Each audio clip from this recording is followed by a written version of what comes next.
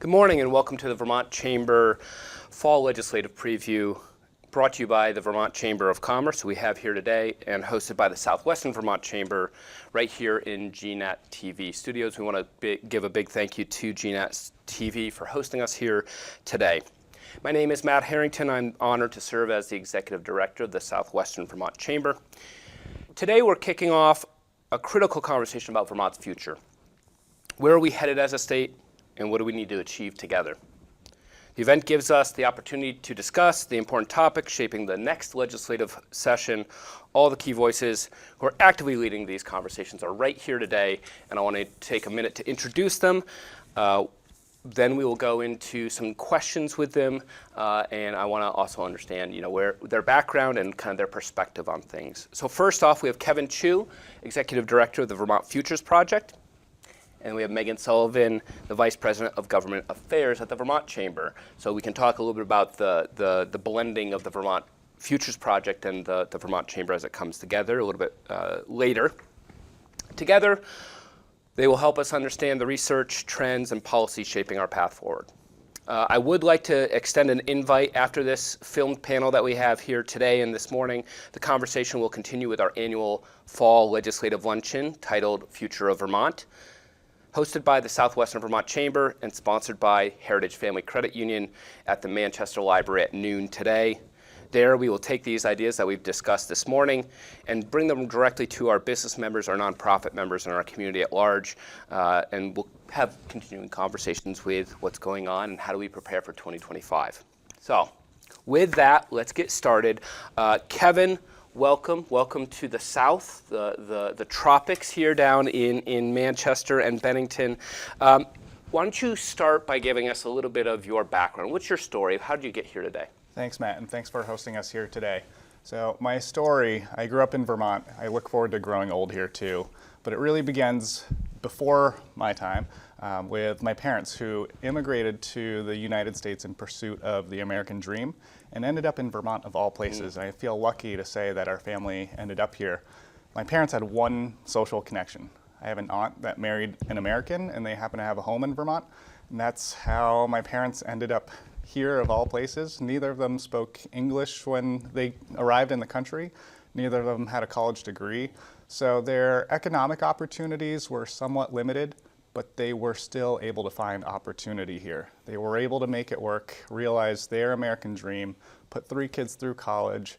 My mom worked as a janitor for many, many years and was still able to achieve so much. So the work that I do with the Futures Project is to continue making sure that opportunity, regardless of where people come from, whether they were born here or they're from away, the opportunity continues to be part of that Vermont story today and into the future too.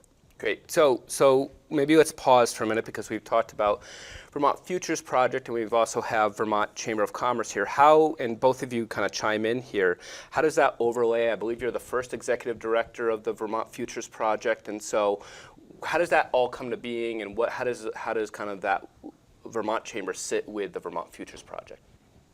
I'll start and then Megan can chime in. Yeah. So the Futures Project is the Vermont Chamber of Commerce Foundation organization, and we are responsible for research and education and planning, long-term visioning.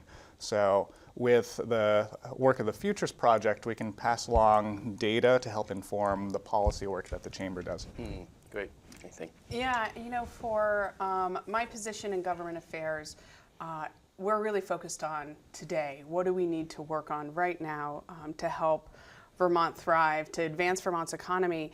And the interaction with the Futures Project is incredibly important because Kevin's really looking at the future of Vermont. He's using the data from our past and our present to inform, where do we need to go? What is the vision for Vermont's future?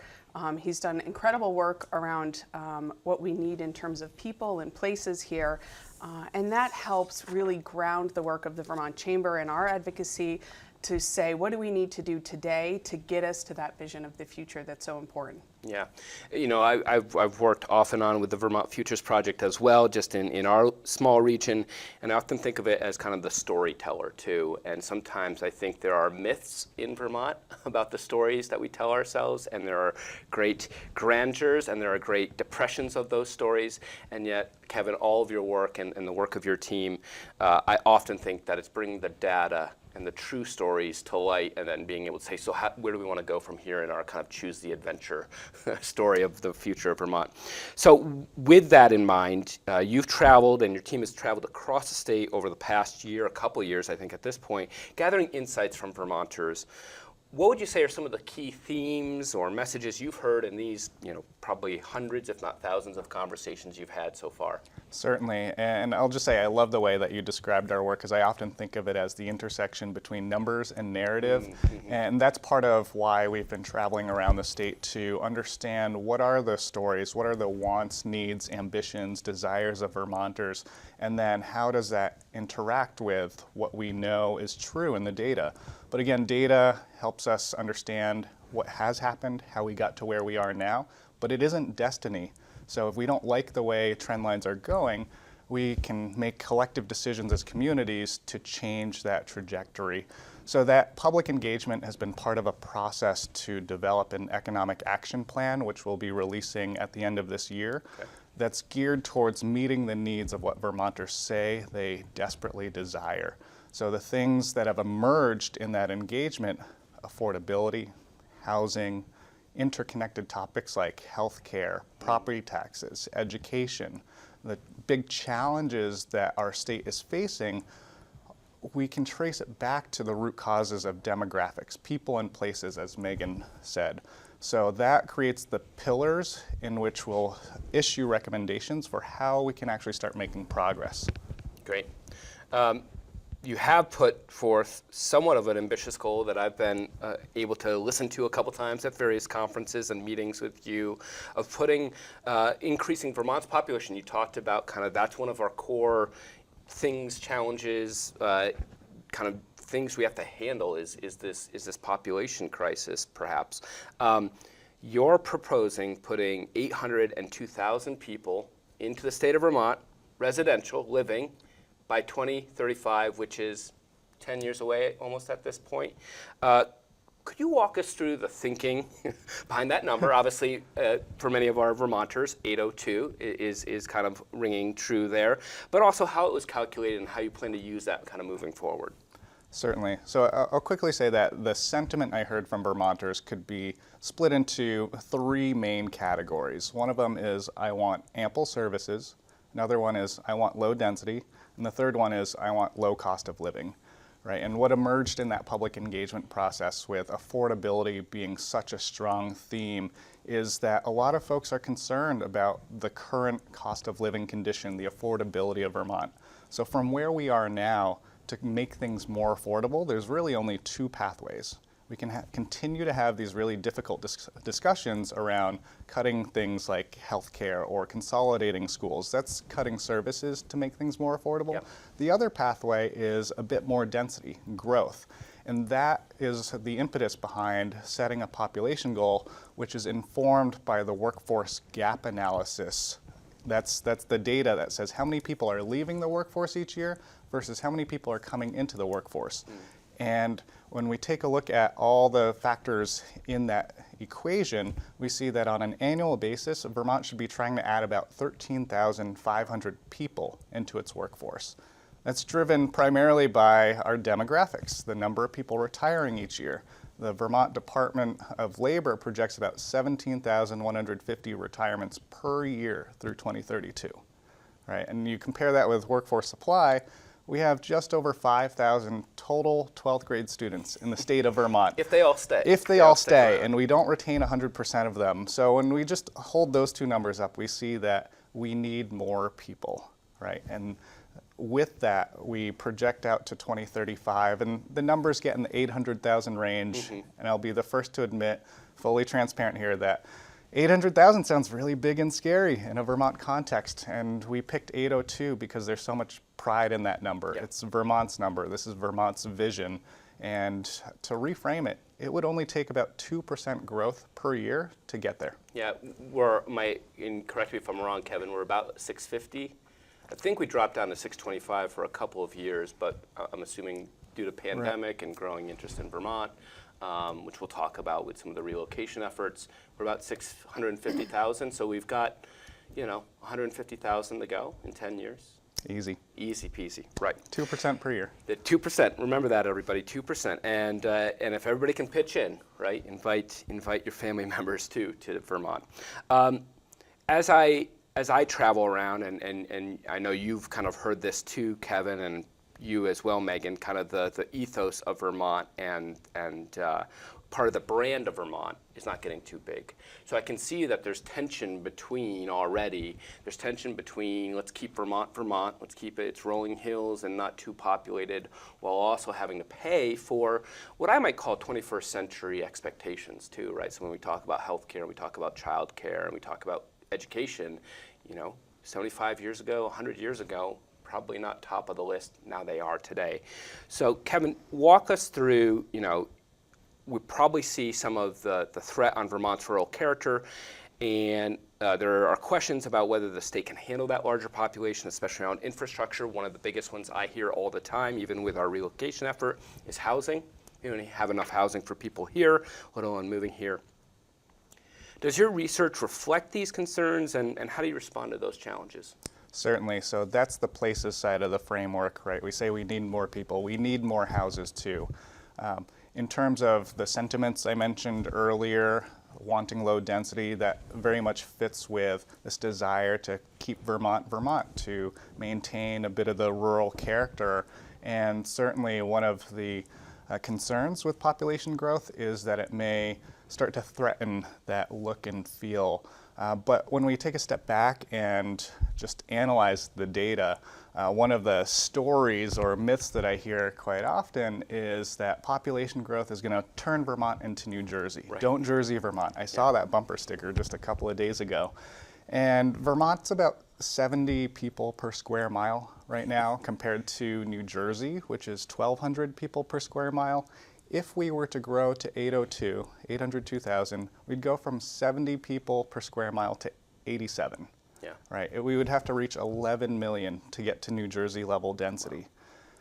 There's also another important story to tell with the data, which is population growth can be an important part of a rural revitalization strategy. And that's where your question about infrastructure and capacity is so important, because many towns in Vermont have fewer people today than they used to at one point in their past. They were designed to carry more people than they currently have. Okay. So in our research, we tallied that up town by town across the entire state and just asked a question: what if we restored every town back to its historical population peak? How many more people would we have with just that? And that would be an increase of about 70,000 Vermonters, just by doing rural revitalization. Wow. That gets us almost halfway to 802. Certainly more houses, more infrastructure to get the final 90,000 beyond the rural revitalization to get to that 802 would be necessary, but we can do that incrementally. We're not adding 150,000 people overnight.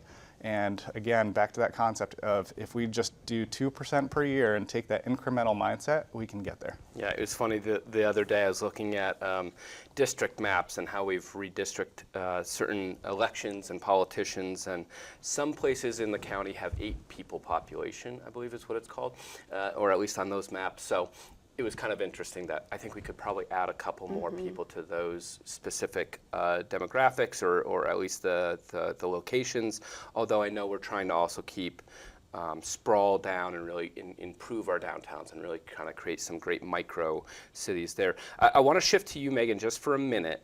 And then maybe come back to Kevin, but we were teasing before the show about relocation and relocation efforts and retention efforts.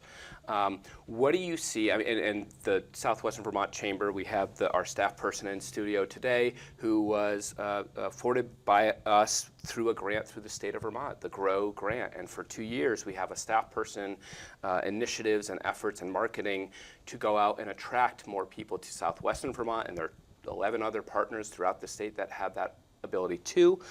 Where do you see that going? What do you see kind of coming on the precipice of 2025? How are things going with, if you know at any point, the relocation effort in general? Talk to us a little bit about that. Yeah, and I think it's so exciting to see these GROW grants really take off and see what incredible organizations like yours are doing with those and using that opportunity. The funding for that program is something we fought hard for in the State House, and I think it's going to prove how important that relocation opportunity is. We in Montpelier, when you're in the State House, it becomes sort of an echo chamber where folks are talking about when we do this, people will want to live here. People are going to come here in droves. And something that we've said as sort of a connecting force between communities and businesses and Montpelier is no one's going to move here if you don't tell them your story. We have to do more to elevate these achievements. If we're passing aspirational goals, thinking that Vermont is going to be a really desirable place to be, we actually need to tell that story actively and not sit back and hope that something happens. So whether it's addressing climate change or childcare, we really need to do a better job of telling our story. And so the GROW grant is a great first step in saying, how do we help bolster our community organizations who have the skills and talents to really showcase what Vermont is. The next step that we're looking at is trying to create even more opportunities for organizations and for businesses in the state to be the teller of that story. Really pushing what we're calling a relocation branding toolkit that says, let's take a lot of the work that we've done in the state to make Vermont a desirable place to live. Let's use the media that we've created at the state level, some really incredible work that's been done, and let's make it available. Let's put packages together and make it available to our businesses, to our local organizations who are doing this work to really get the message out there. It's very expensive for small organizations to try and put these type of marketing campaigns together. So if we have the resources already at the state level, we should be doing more of that to tell the story. Whether or not you want to work in construction and you love snowmobiling and fishing, or you want to work at leading green technology companies and you're passionate about Vermont's commitment to a green economy, there are ways that we can package our story and attract workers of all types to come and live here. At the same time, we're tackling challenges like housing. Yeah, one of my favorite topics and themes, and Luis in our office, who is that relocate, grow person, tells the story often, but really the concierge part of it, the idea, and it's such a Vermont brand and Vermont story in and of itself that, and we have so many people call the office, email, and go, wait a minute, you literally have a person that's going to help me relocate, possibly find a house, look into childcare, meet the principal of the school, and find a plumber? I've never heard of this in all other 49 states, and I really think, it's still in its pilot and in its infancy, but I think that alone, that kind of concept, like when we do attract people to Vermont, we don't need 1 million, we need a couple 100,000, and don't we want to make sure that those people really love Vermont and understand, oftentimes we saw this in the pandemic, people would move from larger urban places, stay here for a year, say there's no internet, there's no cell phone. What do you mean snow tires? And then move out. And so, I think that concierge service really prepares, kind of tills the ground, if you will, to use a Vermont metaphor, to say, be really prepared for what's going to happen when you move to Vermont. But once they're here, they really do give back to those communities. I also think, and this is always really tough for us here. We did it with the State of State program. We're seeing it with the GROW program. It's 1-offs, it's 2-offs, it's 5-off. It's not, we're not attracting at the current moment thousands of people to Vermont through this program. And so I often remind ourselves that they may be numbers, but they're humans too. And every human has that arc of moving. And it takes a long time for that arc for some people. And so just being patient with that too. I also like, and I remember Amy's predecessor would say this often, and I think you guys echo it often when I hear you, that Vermont can do 2 things at once. In fact, Vermont can do 3 things at once. So, to Kevin's point, as we're building out infrastructure, as we're preparing these towns for population growth and improving housing and healthcare and education, we can also attract people to Vermont too. We can't have one go full steam ahead and have the other one kind of lag behind. So, very good. Wrapping up with you, Kevin, with everything that you've heard and seen, what gives you hope with Vermont and kind of the ambitious long-term goals that you're sharing with us, but how do we secure that prosperous future? We need to have hope in this work, don't we? What gives me hope is if we think about less than a decade ago, the state of Vermont, we had a relocation incentive. I still remember the headlines when that was first launched. Vermont is paying people $10,000 to move there. That made national and international news. What were we trying to solve for in that moment? It was how can we increase demand for Vermont? How do we get people interested in moving here? And something that gives me hope is right now we have the opposite problem. There is demand. People want to be here. Yes, that is putting pressure on the housing market. We see the prices reflect that demand, but it's actually a much better situation to be in as a state where your place is desirable. Sure. I was speaking with a professor at Middlebury who grew up in rural Alabama, and he said his hometown can build homes, they can invest in economic development, but people are still leaving. People don't want to move there. And he said that Vermont has all of the assets and the character and the storytelling potential to increase demand even more. And we have to be able to step up to that challenge and meet the demand where it is by building more homes, by building welcoming and inclusive communities.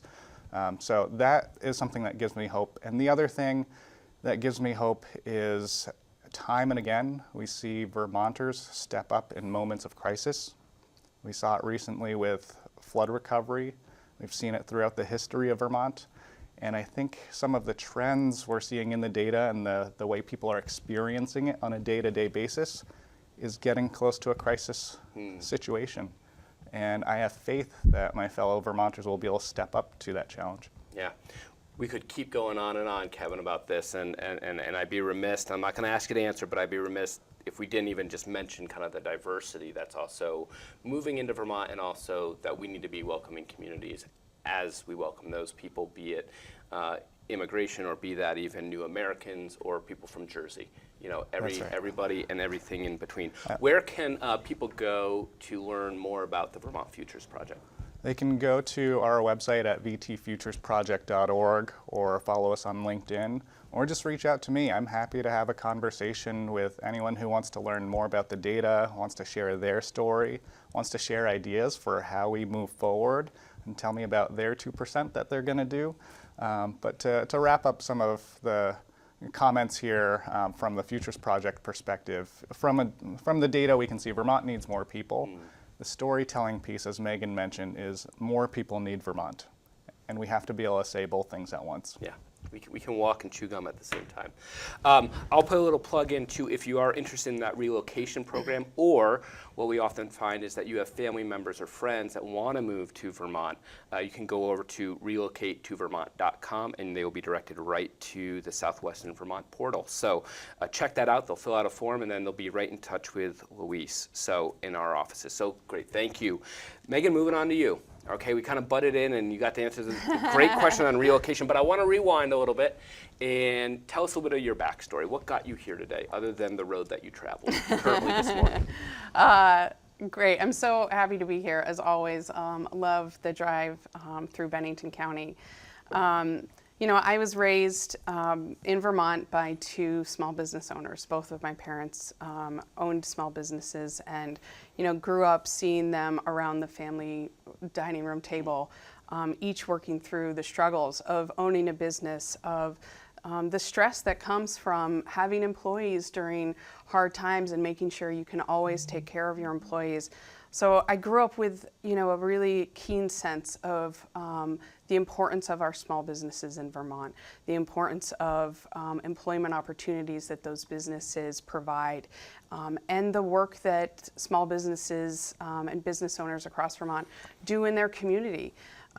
So when I left college, I knew small business ownership wasn't necessarily in my future, but I wanted to support that world. And so I've spent the last 20 years working at the intersection of economic development, business development, and policy to try and help advance the Vermont economy for all Vermonters, current and future, through business growth and economic development. Great. Thank you. Thank you. That gives us a little bit of an intro, but let's shift to politics because I know you're the political guru here with the Vermont Chamber. You've had a great partnership with even us as we put out Monday Matters legislation, the newsletter. I think our members just have become much more informed, and I get stopped probably once every 2 weeks that says that legislative, just that one little bullet point of things I need to know about as a small business owner is just so helpful. So thank you and the Vermont Chamber for pulling that together. But we're weeks away from a kind of a big election. We've got the president's election, but we also have every House and Senate seat, plus some many statewide offices running, and they'll all be on the ballot. What are you seeing in terms of the political trends? And I'll add to that, and you can answer kind of in two parts. What's the outlook for that 2025 legislative session? What do we have to prepare for? And how might these dynamics affect the business community's agenda? Yeah, it's an important question, as folks are looking at their absentee ballot or getting ready to go to the polls. The last biennium, so that's the 2-year period where we had the current elected officials in office, saw a supermajority in both the House and the Senate, a Democratic supermajority, which means that there's enough members of both bodies to override a gubernatorial veto. And we have a Republican governor. So we've seen record numbers in the last 2 years of vetoes and of veto overrides from that. I think especially last year we noticed a lot of friction that was happening both within the House and Senate chambers, between the legislative bodies and the administration, in trying to find the right path forward. In the supermajority, trying to find a path forward, but also understand this is a moment in time with that level of power. And a lot of dysfunction, and I think we're seeing with Vermonters right now that there's a lot of stress and a lot of frustration over where things stand. That challenging issues were taken on in some cases and not tackled necessarily as well as folks were hoping for. We've seen double-digit property tax increases. We've seen double-digit healthcare cost increases. I think Vermonters are really struggling, and they really want to make sure that folks in Montpelier understand that struggle and are being responsive to it. So as we come into this next election cycle, there's sort of a what could happen. There is a good chance that the supermajority will remain in both the House and the Senate, but there also is a possibility that we will see a change in that dynamic, and that maybe in the Senate there won't be a supermajority. Likely will remain in the House. I think we're likely to see Phil Scott reelected as governor. I think either way, whether or not we see that supermajority continue or not, Vermonters are going to be demanding that the legislature and the administration get together and work hard together to really address challenging issues. I recently saw a quote from a politician in Vermont who said, "If it was easy, we would have already done it."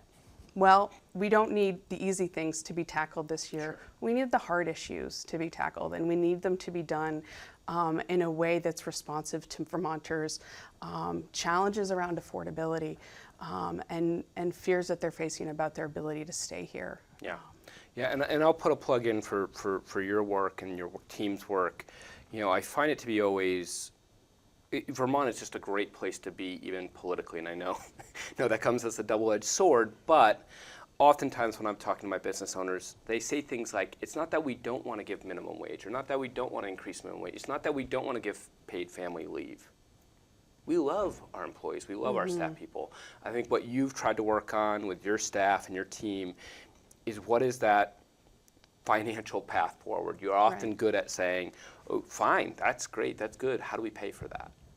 And how do we get there? And to Kevin's point earlier, more population is a really good start there. We just generally need more tax revenue, and then we can really pay for all those things. I think, unfortunately, what we see, and even at the Southwestern Vermont Chamber, what we see is things that, maybe are not dire or not in crisis or don't involve kind of the human connection, get put on the third wheel or get put on the third stool, the leg of the stool. And so things like travel and tourism, economic development, things that are nice to haves, not necessarily need to haves, although we would probably all argue they need to be happening, fall short when it's compared to education, healthcare. And I just so appreciate your work of saying, look, again, we can walk and talk at the same time. We can chew gum. We need to find a well-balanced way to kind of honor everybody that's living here in Vermont.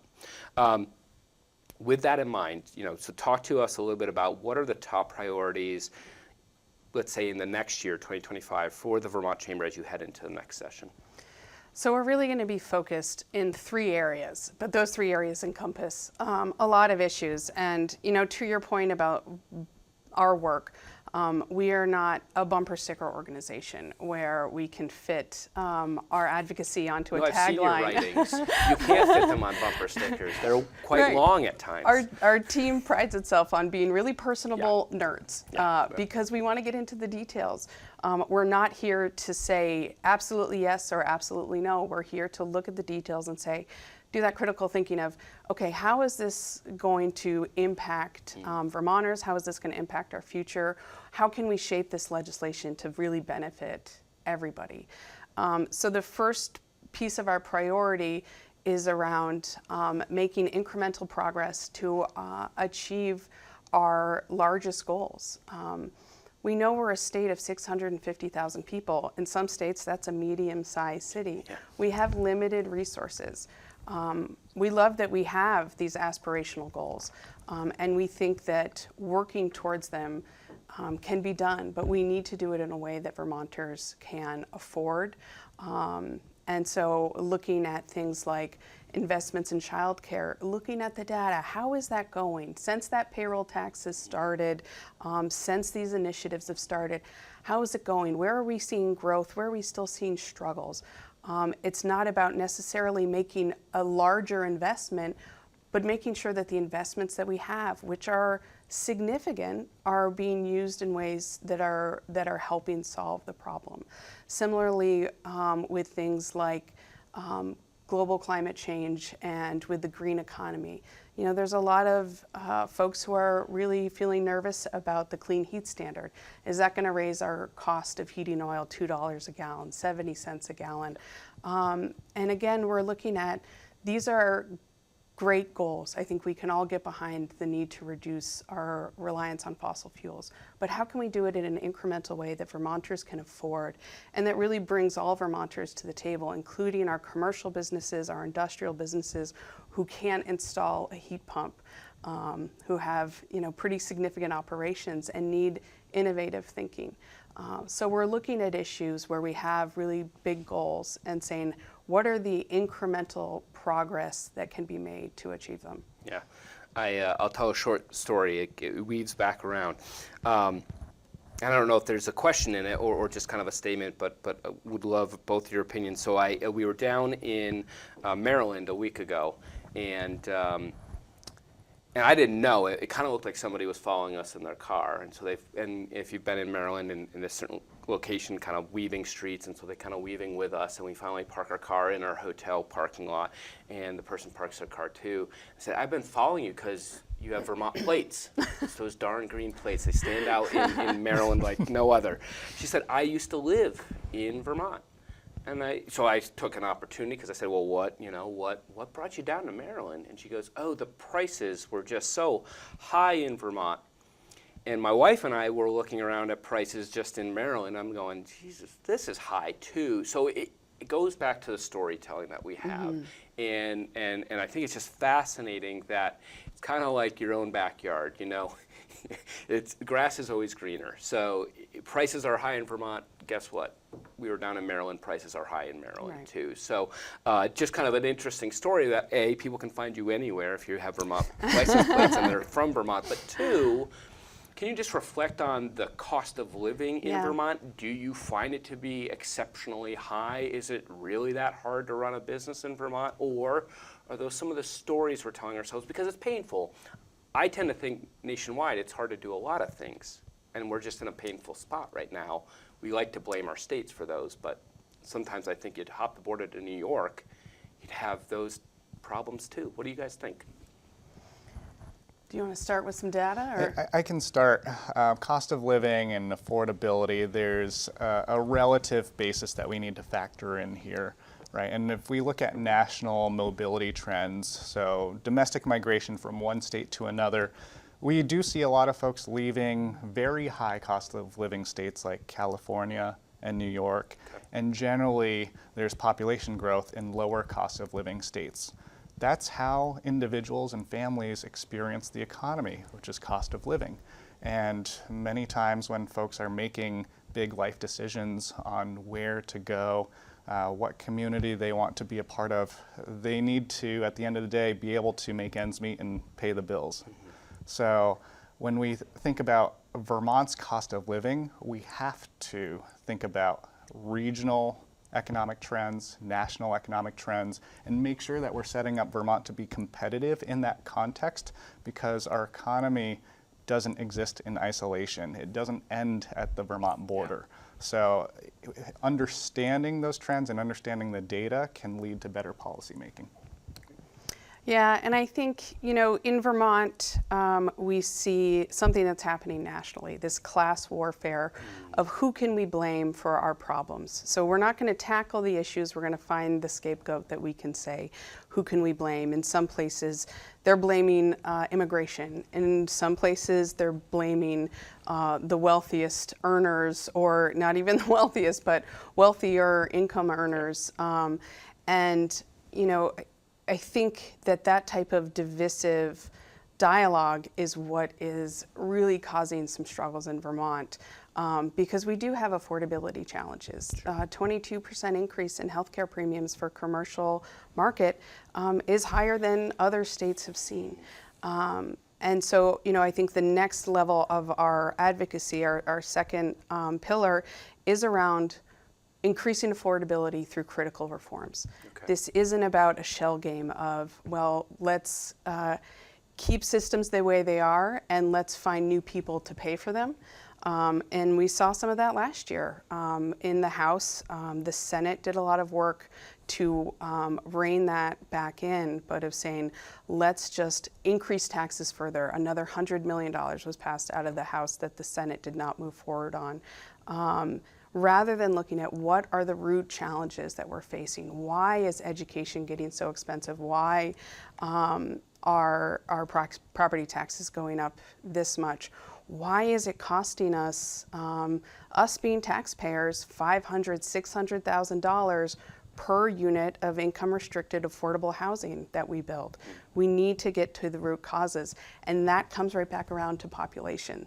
So it's, you know, saying it's walking and chewing gum at the same time, it's actually all part of the same problem. If we don't have the people here who are going to be working in our healthcare systems, who can take the pressure off of hiring traveling nurses, if we don't have the people here who can be helping to build those houses, to take on businesses from folks who are retiring in the electrician and plumbing fields, we're not going to be able to make progress on finding affordability. Yeah. Walking, chewing gum, and doing some calculus. That's the catch, and you guys, you know, we're so thankful for the Vermont Chamber for doing that calculus for us, and that type of work. We'll start to wind down here, but Amy, Megan, I want to talk to you about the business climate survey you guys have been doing. Mm-hmm. You've highlighted some critical issues, those being higher taxes, regulation burdens, labor shortages, housing affordability. Could you walk us through some of those key findings and then just kind of how is that impacting Vermont businesses? Yeah, so we've been conducting a business climate survey. It's still live, so if folks want to participate in that, we'd love to have your input. We're looking to close it at the end of this month, so just a week left for that. But you know, I think the more input we can have, the better that data is. But where we're at right now is we're seeing 92% of respondents are saying their level of taxation or regulatory cost requirements are not measuring up with sort of what they're seeing in return.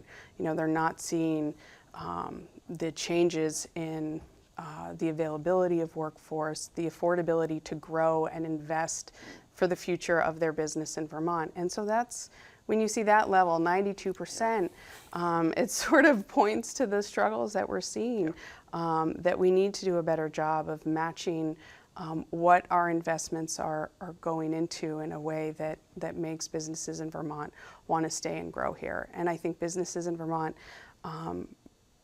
by far, want to pay taxes, want to pay their fair share. They want to support our schools. They want to have good roads and bridges. They want their employees to do well.